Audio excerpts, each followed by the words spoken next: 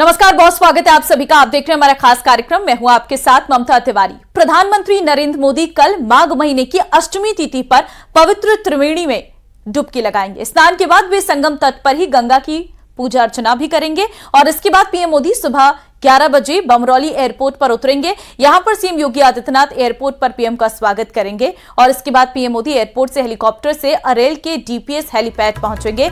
गंगा स्नान करने के लिए निषाद राज क्रूज से संगम पहुंचेंगे और पवित्र स्नान करेंगे। गंगा स्नान और पूजन के बाद सेक्टर 6 में लगाए गए स्टेट पवेलियन को देखेंगे। पीएम मोदी का नेत्र कुंभ भी जाने का कार्यक्रम है।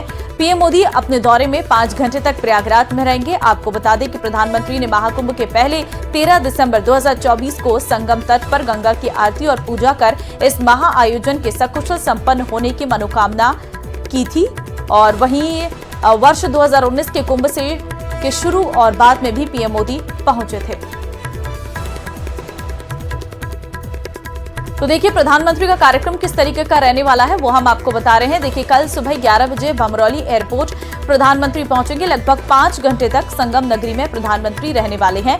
तो प्रधानमंत्री क्योंकि कल प्रयागराज आ रहे हैं तो ऐसे में सिक्योरिटी पूरी तरीके से टाइट की गई है। आपको थोड़ी दिक्कतें हो सकती हैं क्योंकि जो गाड़ियों का मूवमेंट है वो रोक दिया जाएगा और जाहिर तौर पर देश के प्रधानमंत्री आ रहे हैं, उसके लिए सुरक्षा का चाक चौबंद होना बहुत जरूरी है। तो सुरक्षा पूरी तरीके से चाक चौबंद रहने वाली है। किसी भी तरीके से श्रद्धालुओं को कोई दिक्कत ना हो इसके लिए अलग रूट तैयार किया गया है। प्रधानमंत्री नरेंद्र मोदी स्टेट पवेलियन को देखेंगे और ऐसे में नेत्र कुंभ भी प्रधानमंत्री जाएंगे। तो कल प्रधानमंत्री का एक कार्यक्रम है। महाकुंभ में पुण्य की डुबकी लगाने के लिए प्रधानमंत्री आ रहे हैं। पूरे देश के लिए मनोकामना मांगेंगे, प्रदेश खुशहाल रहे, देश खुशहाल रहे और सरकार इसी तरीके से काम करते रहे। इसको लेकर प्रधानमंत्री नरेंद्र मोदी कल गंगा मैया के सामने पहुंचेंगे और वहां पर पवित्र स्नान करेंगे। उसके बाद पूजा अर्चना प्रधानमंत्री करेंगे। प्रधानमंत्री का पूरा कार्यक्रम कुछ इस तरीके का रखा गया है कि वह 5 घंटे तक प्रयागराज में ही रहने वाले हैं। उत्तरकाशी की कर लेते हैं जहां पर मौसम बदलने के साथ ही ऊंचाई वाले क्षेत्र में बर्फबारी भी हुई है। आपको तस्वीरें दिखाएंगे गंगोत्री धाम की। आप देख सकते हैं जहां सुबह से हल्की बर्फबारी जारी है और पूरे क्षेत्र में कड़ाके की ठंड महसूस की जा रही है। निचले इलाकों में बादल छाए रहने से बारिश की संभावना बनी हुई है। चलिए आपको सीधे महाकुंभ में लिए चलते हैं प्रयागराज। भूटान नरेश इस वक्त संगम नगरी पहुंचे हैं और वो वहां पर आस्था की डुबकी लगाते नजर आ रहे हैं। हम आपको इस वक्त लाइव तस्वीरें दिखा रहे हैं जहां पर आप देख सकते हैं महाकुंभ का आज 23वां दिन है और भूटान नरेश यहां पर संगम नगरी पहुंचे हैं और उनके साथ सभी लोग वहां पर मौजूद हैं। संगम नगरी में आस्था की डुबकी लगाने के लिए पहुंचे हैं। मुख्यमंत्री योगी आदित्यनाथ भी वहां पर मौजूद हैं जो पूरे जानकारी उन्हें देते हुए नजर आ रहे हैं और पूरे मंत्रोच्चारण के साथ जो है यहाँ पर अभी वो संगम में स्नान करेंगे और उसके बाद यहाँ पर पूजा पाठ भी उनके द्वारा किया जाएगा। लेकिन आप देख सकते हैं किस तरीके से भूटान नरेश का यहाँ पर पहुंचना, भारतीय संस्कृति को देखना, अध्यात्म के साथ जुड़ना और आस्था की डुबकी लगाने के लिए पहुंचना, ये दर्शाता है कि जो सनातन धर्म है वो किस तरीके से इस वक्त विदेशों तक पहुंच गया है और जो अलग अलग देशों के लोग हैं वो संगम नगरी में आकर आस्था की डुबकी लगाते हैं। बीजेपी के सांसदों ने कांग्रेस की राज्यसभा सांसद सोनिया गांधी और निर्दलीय सांसद पप्पू यादव के खिलाफ विशेषाधिकार हनन नोटिस दिया है। दोनों नेताओं के खिलाफ बीजेपी की ओर से राष्ट्रपति के अपमान को लेकर यह नोटिस दिया गया है। बीजेपी के 40 सांसदों ने इस नोटिस का समर्थन किया है। नोटिस में बीजेपी सांसदों ने लिखा, हम हाल ही में सोनिया गांधी ने जो कुछ असंसदीय अपमानजनक टिप्पणियां की है उनको लेकर बहुत निराशा के साथ ये लिख रहे हैं। सोनिया गांधी की राष्ट्रपति के खिलाफ टिप्पणी पर गंभीरता से विचार करने और अनुशासनात्मक कार्रवाई की जरूरत है। इसके साथ ही आज राहुल गांधी के खिलाफ बीजेपी विशेषाधिकार हनन का प्रस्ताव ला सकती है। संसदीय कार्य मंत्री किरण रिजिजू ने इसके संकेत दिए हैं।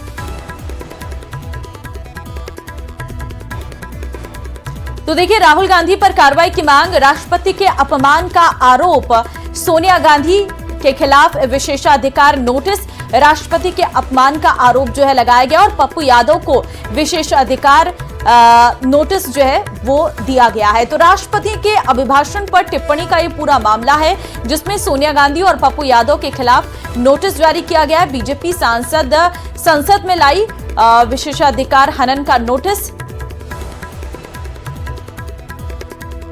अभी 31 को भारत की राष्ट्रपति महामहिम द्रौपदी मुर्मू जी का जो ज्वाइंट सेशन में उनका संबोधन था, और उस संबोधन में पप्पू यादव जो लोकसभा के सांसद हैं, उनने एक महिला राष्ट्रपति और वो भी आदिवासी, और इनने अपमानजनक टिप्पणी किया है। और इसलिए हमने आज सभी हमारे माननीय सांसदों के साथ में लोकसभा अध्यक्ष को हमने ज्ञापन सौंपा है और हमने कार्रवाई की मांग की है। संसदीय कार्यमंत्री जोगाराम पटेल का कांग्रेस पर हमला। विपक्ष के पास माहौल बनाने के सिवाय कोई काम नहीं, जोगाराम पटेल ने कहा। विपक्ष खबरों में छाए रहने के लिए सदन में माहौल बनाता है। कांग्रेस जनहित से जुड़ा एक भी मुद्दा सदन में लेकर नहीं आई। कांग्रेस की सिर्फ एक परिवार के प्रति निष्ठा है, जबकि बीजेपी की पूरे प्रदेश के प्रति निष्ठा है। भजनलाल सरकार ने 59,000 युवाओं को नौकरी देने का काम किया। पहले ही साल में रामजल सेतु राइजिंग राजस्थान ऊर्जा के क्षेत्र में कीर्तिमान स्थापित किए हैं। तो सुनिए क्या कहा संसदीय कार्य मंत्री जोगाराम पटेल ने। विधानसभा के तृतीय सत्र में कल हमारा दूसरा दिन था। महामहिम के अभिभाषण पर वाद विवाद हुआ। कल के वाद विवाद में माननीय प्रतिपक्ष के नेताओं ने जिन्होंने भी भाग लिया, ऐसा एक भी मुद्दा, ऐसा एक तथ्यात्मक विवरण, सरकार की विफलता हो, सरकार कामकाज नहीं किया हो, सरकार को घेरने का विषय हो, ऐसा कुछ भी नहीं था। सिर्फ अखबारों में सुर्खियां बनने की वजह से कोई टीका टिप्पणी के सिवा उनके पास कुछ भी नहीं था। चाहे राइजिंग राजस्थान का विषय हो, उस पर एक शब्द नहीं बोले। चाहे हमारे बेरोजगार नौजवानों को भर्ती का विषय हो, सिर्फ वाई वाई ये कह रहे हैं कि साहब हमारे द्वारा निकाली गई विज्ञप्तियों पे वाई वाई लूट रहे हैं। अगर आपकी विज्ञप्तियाँ थी तो आपने भर्ती क्यों नहीं की? और हमने जब 59,000 से अधिक की भर्ती की तो उसको स्वीकार करने में कहाँ आपत्ति है? और अब यूपी के फतेहपुर से खबर आपको देंगे, जहां पर 2 मालगाड़ियां आपस में ही टकरा गई है। भीषण टक्कर हो गई है। एक मालगाड़ी का इंजन और गार्ड का डिब्बा पटरी से उतर गया। हादसे में कोई जनहानि नहीं हुई। रेलवे अधिकारी मौके पर पहुंचकर जांच कर रहे हैं और ट्रैक को क्लियर करवा रहे हैं। तस्वीरें आपके सामने। ये मालगाड़ियां थी, पैसेंजर ट्रेन नहीं थी, जिससे एक बड़ा हादसा होने से टल गया है। 2 मालगाड़ियां आपस में ही टकरा गई हैं। इंजन और गार्ड का जो डिब्बा है वो पटरी से उतर गया है। लेकिन ये कैसे हुआ, किसकी लापरवाही है, इन विषयों पर तो जांच की जाएगी। लेकिन फिलहाल रेलवे के अधिकारी मौके पर पहुंचे हैं। ट्रैक को दुरुस्त करने का काम किया जा रहा है, ट्रैक को क्लियर करवाया जा रहा है ताकि जो और ट्रेनें हैं वो लेट ना हो सके। अब जैसे ही 2 मालगाड़ियां आपस में टकराई तो साफ तौर पर बहुत धमाके की आवाज सुनाई दी, जिसके बाद आसपास के जो गांव के लोग हैं वो मौके पर पहुंचे और रेलवे के अधिकारियों को भी सूचना दी गई। अभी फिलहाल जो है इंजन और गार्ड का जो डिब्बा है पटरी से उतरा है, उसे साइड किया जा रहा है। लेकिन गनीमत रही कि ये पैसेंजर ट्रेन नहीं थी, ये सिर्फ मालगाड़ी जो सामान लेकर आती हैं वो ट्रेन थी, जिस वजह से एक बड़ी दुर्घटना होने से बच गई। केंद्रीय रेल मंत्री अश्विनी वैष्णव ने बजट में रेलवे से संबंधित घोषणाओं की वीडियो कॉन्फ्रेंसिंग कर रेलवे अधिकारियों, मीडिया को जानकारी दी है। मंडल रेल प्रबंधक राजू भूतड़ा, अपर मंडल रेल प्रबंधक Baldev Ram, senior DPM BCS Chaudhary virtually जुड़े हैं। राजस्थान को भी रिकॉर्ड बजट देकर सर्वेक्षण, इंफ्रास्ट्रक्चर और रेलवे स्टेशन का विकास सुविधाओं को ध्यान में रखते हुए योजनाएं शुरू की गई हैं। अजमेर मंडल में कई नवाचार किए गए हैं। 2 शहर के बीच रीजनल ट्रेन चलाई जाएंगी। इनके पावर बीच में ही होंगे, जिससे ये तेज गति पकड़ेगी और रुक जाएगी।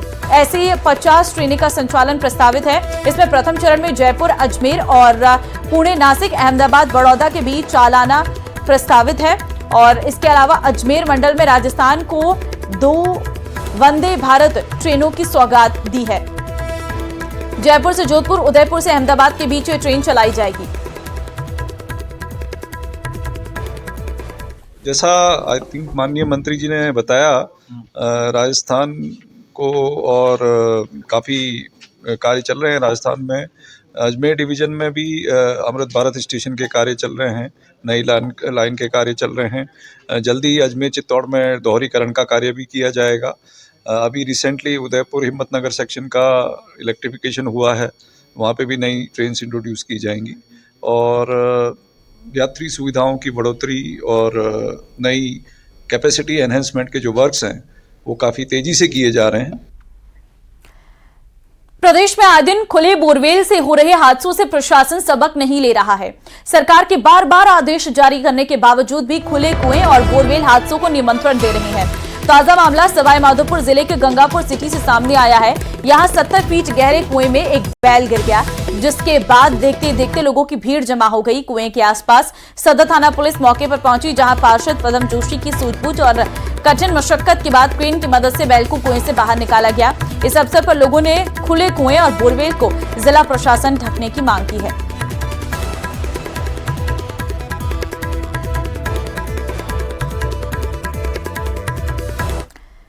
अजमेर से बड़ी खबर सामने आ रही है। होटल कर्मियों से मारपीट का यह पूरा मामला है। आईएएस, आईपीएस, एसएचओ समेत 12 के खिलाफ वारंट जारी किया गया है। सभी के खिलाफ कोर्ट ने वारंट जारी किए हैं। मामले में साक्ष्य और वीडियो के आधार पर कोर्ट ने ठुकराई एफआईआर और जून 2023 में गेगल थाना क्षेत्र का यह पूरा मामला है, जिसमें आईएएस गिरधर, आईपीएस सुशील बिश्नोई सहित 12 के खिलाफ वारंट जारी हुआ है। तो होटल कर्मियों से मारपीट का यह पूरा मामला है। जून 2023 का यह मामला है।